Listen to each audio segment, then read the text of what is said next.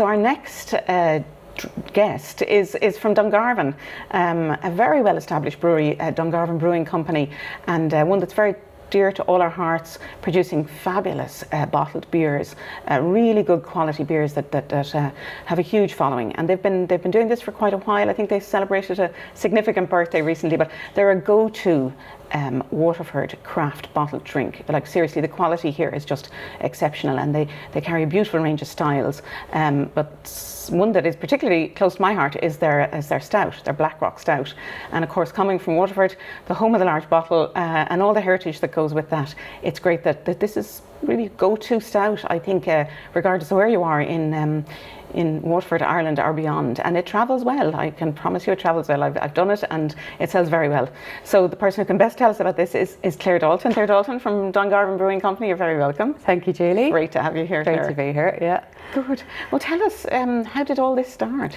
So, yeah, we were 10 years old in April, as you kind of mentioned there. So I'm sure there was a party. A bit of a socially distanced virtual one. Yeah. At the beginning of the year, we were thinking about how what we do to celebrate, but it's being kicked on and kicked on. Yeah, so well, I think our 11th might be the big one. Yes, indeed. So, 10 years at it, we launched our beers in April 2010. Yeah. So certainly you were one. You were one of the earlier ones. I mean, yeah. How many would have been there? I think there was 7 microbreweries in Ireland when we started. And was there any in the Waterford region? I was thinking Not more in Clare, like Biddy Earlys, those ones. It would have been Cork, would have been the closest, I'd say. White Gypsy and Templemore and Tipperary. Of course, yeah. They were leading sort of lights, on the go. A lot of them. So that was lovely. So you were very early, and it's yourself and your brother Cormac. Yeah, so Cormac is the brewer, so he takes care of that side of things. Yeah. And himself, Cormac and his wife, and myself and my husband, the 4 of us got our heads together and started off. Cormac had been home brewing for a good number of years, and we were drinking his beers and saying, wouldn't it be great? There wasn't a great choice, I suppose, in the market at the time. Absolutely. Although it was coming in the off-license side, but more But it was still being viewed with a little bit of circumspectly, kind of, wasn't it? People were still a bit slow to it. Yeah, it was certainly a niche, I would say that. And but I suppose we could see the trend that was happening in other countries and the way things were going, and the way we're a little behind in Ireland. Versus, let's say, if you go to the States, it's such a huge thing, but they're maybe 15, 20 years ahead of us there. So we could see what was happening in other places, and we felt it was going to come. And then it was also going back to the tradition of there would have been a brewery in Dungarvan, as most towns would have had. And it was to go back to that, well, there should be a brewery in town, like there should be a baker and a butcher. Yes, and, absolutely. Which you're very embedded in that whole community of food and drink. Absolutely, from the beginning we worked a lot, I suppose, with food producers, and we were stocking a lot of very good restaurants from the get-go, and we did, we kind of knew a lot of chefs maybe as well, and got to know a lot more maybe, and worked closely with a lot of them as well. So our beers tend to pop up on menus, get used as an ingredient, get used in dishes, and also we do a lot of pairing work. And I've seen that in some of the previous harvests and stuff. Beautiful pairings and dishes and you can see there's a great connection between local restaurateurs and your product, and I'm sure as much as you're glad to have them, I'm sure they're very glad to have such a local product. It's great to have the offering. Yeah. Great. And there is a great community. We were talking about this earlier. So there's a really vibrant and supportive, I'd say, beer community out there. And it's important to be going to the gigs and going to I suppose, doing a bit of travelling and stuff. There's a lot of that in it. And, obviously you're meeting the customer, you're that side, but also it's the catching up with the other brewers and what they're doing, the chats and what's going on in the world and all that kind of thing. So that is a really big side of it. But you've a really solid range, Yeah, we launched initially with 3 beers, and those 3 are still part of our core range. What 3 were the original ones? The original 3 was Black Rock, Helvic Gold and Copper Coast. So great kind beers. of the triangle around Dungarvan, we say, the Black Rock and Copper Coast and all those, Helvic. So we still have those 3, and we have or American Pale Ale, Minehead, and or gluten-free Pale Ale, which is Cumber Challenger, and the one we're about to move to, the main we'll move on to, which this is a really important product. Yeah, it's one that earlier in the year people were asking, and I was asking the question: is this part of our core range or not now? Because I think it needs to be. It has. I now do introduce it as, and also this one is part of our core range. We did it for a bit of, I want to say, a bit of fun maybe, or a bit of a challenge last year to produce an alcohol-free beer. It was the first one from a craft brewery in Ireland. And eagerly anticipated. You know, I mean, so I think it was just doing it for the summer, just to try out, and we've just continuously brewed it since because we've continuously had people asking for it. So I think at this stage it does need to be sort of rebadged a little bit. I think it's still only the only. Well, I know there are one or two others, but I think it's the only bottled one. I think it's the only one in bottles that we certainly that possibly, we sell. Yeah. I mean, one or two of the other brewers have brought one in, but I think there's an occasion for drinking a bottle of craft beer. Yeah. I think having a low alcohol content is one of those occasions. I certainly, it's my go-to if I'm driving or if I'm out and just want to take a break for the night, and like it's just really interesting. Yeah, well, we wanted to make a full flavoured. You know, there's obviously a bit of a challenge in that you are brewing. A low strength, you're starting with lesser amount of grain. You know, it is going to be lower in body. But so that was the whole challenge. It was the one actually, I think, that we've done the most trial batches. I would imagine so. Yeah. I mean, if it was easy, everyone would be doing it. You know, so I don't think anyone. It's the same with wine. I mean, it's taken some of the greatest producers a long time to come up with and there's really nowhere to hide when you've got so and you know, there is a significant hole where the alcohol was. If you don't find something to fill that in some way, whether it's texture or mouthfeel or something. And like, so what we did want was a good hoppy, you know, full flavoured, nice bit of body. Let's have a taste. Yeah, stop talking about it. So this one is called Mainsail. So Mainsail we call this, Yeah. And great. For you first. So, ingredients wise and stuff, what's in here that kind of helps it to be, you know, to helps to compensate for that alcohol. So there's a good mixture of grains in it actually. I think they're on the bottle. I should have learned them off. So as well as the malted barley, we've got Munich malt, Car malt, crystal malt, Car aroma. So they're all your coloured-y, flavourful malts. So as you can see, the colour in it is and these are all your beers are bottle conditioned. Yeah, including this one. Yeah. And then we put a lot of hops in it then, just to give it a nice, good hoppy flavour, hoppy profile to it. Beautiful. It is. It's quite tropical. I suppose that's coming from. From your hops. Yeah. That's great. It reminds me of being in Dungarvan. It's usually in Dungarvan. Well, actually, I mean, it is stocked. Certainly, it's stocked in a lot of loads of outlets. I believe it's in Arkeen. It's in some of the pubs. It's definitely in Arkeen. But I know it's in a few pubs. I know it's in Mary's, and I know it's in Moorings, and I know it's in a couple of places. Look, I mean, that's great. That's a great addition, and like this is needed. It's a huge. It's an area we're all kind of, you know, we need to be able to connect in with. Is certainly not going with alcohol for it's often a period. Certainly during lockdown, we found ourselves at home, kind of turning to bottles, and you know, then it was like, let's have this midweek, and I vote that it definitely needs to be mainlined as a main core. What we've actually got here, I was saying this to you another time I met you, is when I'm having an alcohol-free beer, I often feel like a snack. Maybe it's because I'm kind of I'm not having the alcohol or whatever, but we've actually paired this with another beautiful product from the Copper Coast, so halfway between Dungarvan and Waterford, and this is Marie Power. We were talking about her earlier. We had some of her lovely Dillisk, and these are Marie's bars. So this is the orange and almond bar.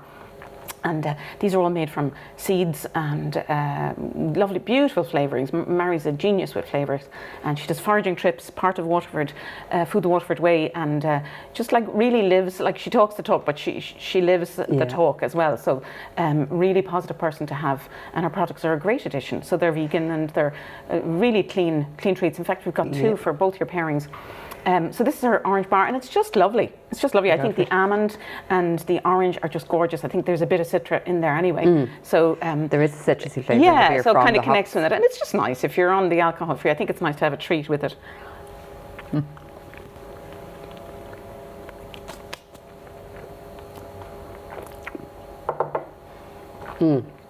That does work really well. It does, and they're naturally a dry bar. From the beer. Lovely combination. And the nuttiness is coming through, which I think adds even body as well. Sorry. So I know they're trying. Putting both together brought out more flavours. I hope everyone else is at home chewing on something, so we're not alone. Well, look, well done. Like that's, I mean, I think the craft sector is really known for innovation, but I think being the first out there with an Irish craft, low alcohol or zero alcohol, it's basically anything under 0.5. Yeah, so this is a 0.4%, so under 0.5 your class is alcohol free. So there is trace in it, but I mean there is in orange juice. Your body processes it at that rate so quickly that your body doesn't absorb it. Well done, Claire. And our next and final drink from yourself is the Dungarvan Blackrock Stout, which I think is just such a beautiful bottle. I'm very fond of it. It's one of my favourites, actually, as I said, of a big fondness for bottled stout. And in fact, this has come in for high praise. Yeah, this was, as I said, one of the original lineup. And I think it's one that Cormac basically spent years while he was homebrewing, developing. He was always honing his stout or developing his stout. So I think it's kind of his baby, really. Well, you couldn't not have had a good stout on. I mean, you couldn't. It wouldn't have. These are not chilled down, so they're gonna.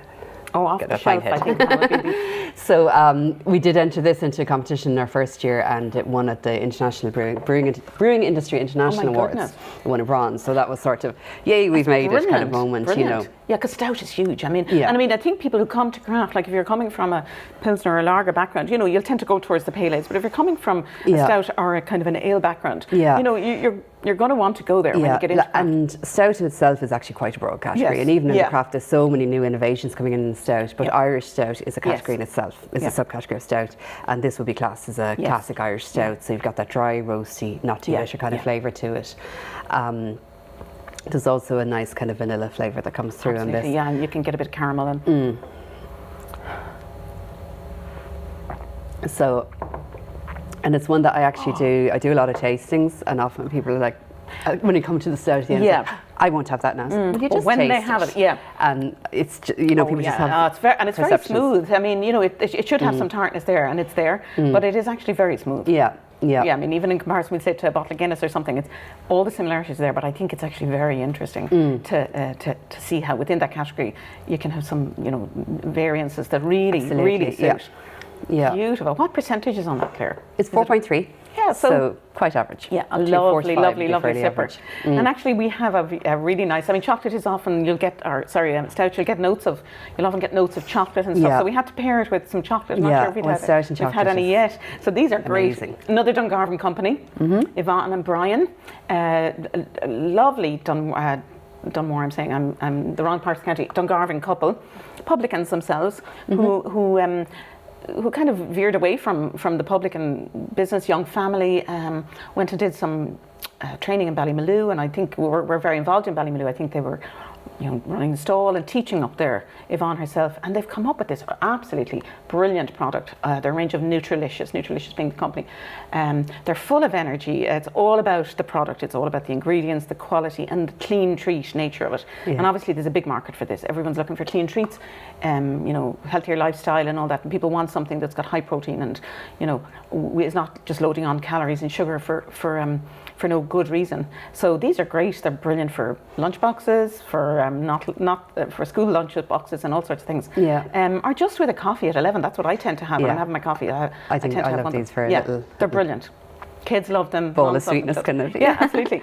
But I think they'll particularly hit the sweet spot. Really nice here. So chocolate and stout is a bit of a classic. So, and sometimes people are surprised to hear that. But like, as you said, it does. You do often get the chocolatey. Yeah, it's like wine. You'll get chocolatey notes in there as well.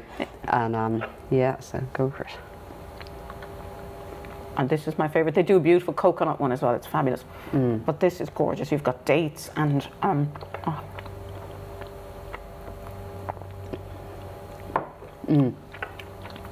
oh, you've got to try that. That works really well together. That is so good. And look at that beautiful head it holds.